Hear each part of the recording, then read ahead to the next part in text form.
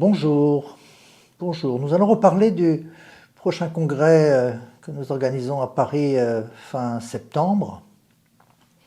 Et vous savez, depuis quelques jours, nous vous l'avons annoncé, nous avons l'immense honneur de recevoir deux grandes figures de la médecine contemporaine, à savoir le professeur Xavier Emmanuelli, qui a créé entre autres le SAMU social à Paris, et le professeur Alain Serry, qui est également médecin anesthésiste réanimateur et qui travaille depuis toujours, on pourrait dire, ou presque, dans les services pour les patients douloureux, beaucoup les patients douloureux chroniques, mais aussi qui est chef de service, donc du service de la douleur et des soins palliatifs à la Riboisière et à l'hôpital Robert Debré. Pourquoi avoir invité ces deux personnages, médecins? Qu'est-ce qu'ils ont de spécial? Parce qu'ils ont des choses spéciales. On va d'abord se rappeler que la médecine est une chose merveilleuse. Elle a toujours existé, elle a toujours été au service des malades, des gens démunis, des gens en difficulté, des gens qui passent une crise psychologique ou physique difficile. Et c'est une discipline merveilleuse parce que c'est une alliance très particulière, tellement particulière qu'on parle de l'art de la médecine. Et pourtant, dans cet art, il y a une partie très rationnelle, très scientifique,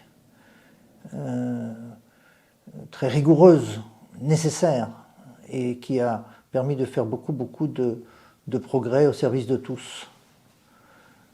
Mais dans cet art, il y a aussi une dimension humaniste. Alors c'est un grand mot, l'humanisme, on ne sait pas toujours très bien comment l'entendre. En tout cas, dans l'humanisme, il y a quelque chose de l'ordre de l'attention à la personne humaine, de chaque personne humaine.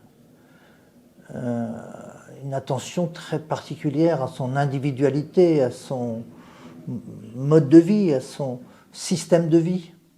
Et donc de respecter tout cela fait partie de l'humanisme.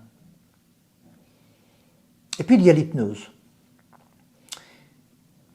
Une question qui n'est pas toujours tellement abordée, c'est pourquoi l'hypnose a pris un tel développement depuis une trentaine d'années?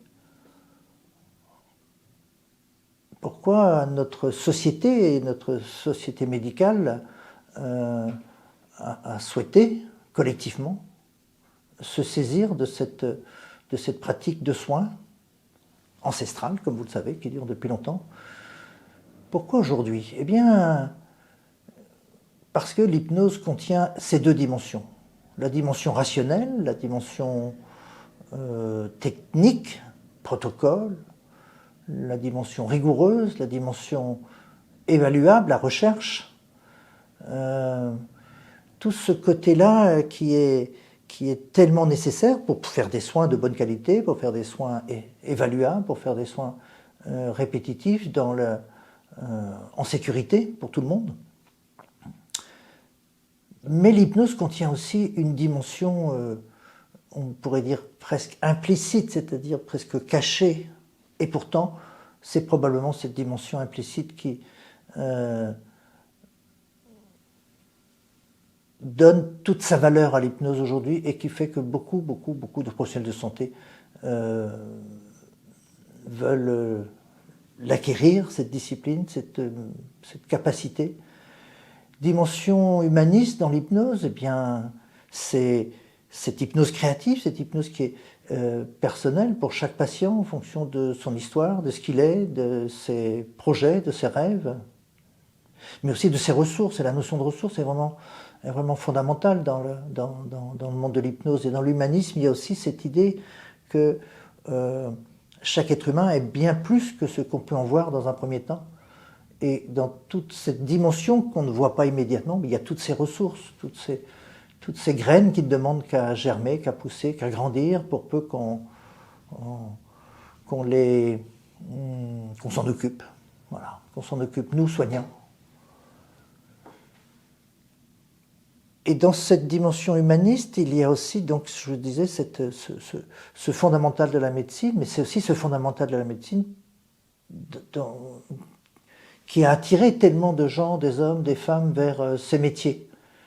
Et cette dimension humaniste redonne de la valeur à chacun des soignants pour pouvoir s'occuper de chacun de ces patients dans les meilleures conditions possibles, toujours en respectant les valeurs rationnelles et scientifiques.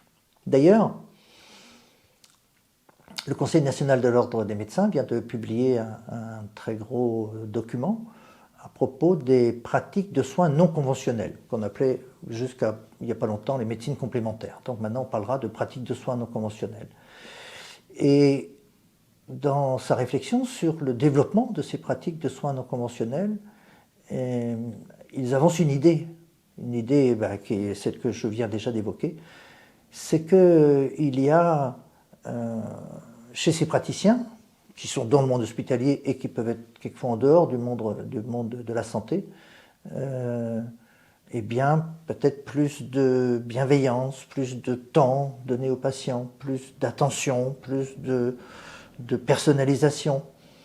Et probablement ces valeurs-là font que l'hypnose en particulier a trouvé un terrain extrêmement fertile pour pouvoir se développer depuis, je disais, ces 30 années. Alors, on a besoin de garder et de développer le côté scientifique tout en développant le côté humaniste. Et peut-être aujourd'hui, on a besoin de rééquilibrer un petit peu les choses. On est peut-être allé un peu trop loin vers la rationalisation et on a besoin de régénérer ou de développer de nouveau un peu plus le côté humaniste. Un rééquilibrage. Et c'est tout ce qu'on veut faire depuis toujours dans nos congrès d'hypnose, mais celui-ci tout particulièrement parce que cette fois-ci, ça va être très explicite, ça va être très clair. Nous allons parler d'humanisme. Alors, c'est peut-être un peu une utopie, c'est-à-dire une sorte de rêve, mais en même temps, nous savons chacun d'entre nous que les rêves construisent notre capacité à faire des changements ici et maintenant, à nous mettre en mouvement, à nous mettre en action. Les rêves contiennent de l'énergie en quelque sorte. Donc, si on crée du rêve dans ce congrès, eh bien, on va aider chacun d'entre nous à avoir cette énergie, à se mettre en mouvement, à semer ses graines, voilà, selon ce magnifique titre du congrès, semons les graines du changement. Et ces deux grands personnages-là, le professeur Xavier Emmanuelli, le professeur Alain Séry, qui ont accepté vraiment avec beaucoup de comment je dirais, d'humanité, de bienveillance, de venir participer à un congrès un petit peu à côté du monde qu'ils ont l'habitude de fréquenter, même si le professeur Alain Séry connaît déjà bien l'hypnose, eh bien, c'est un vrai bonheur pour chacun d'entre nous, quoi. C'est un vrai bonheur parce qu'ils vont intervenir dès la première matinée du congrès. Il n'y aura pas que, mais ils vont intervenir dès la première matinée du congrès. Et on sait bien que ce qu'on va faire dans cette première matinée va donner un peu la tonalité du congrès.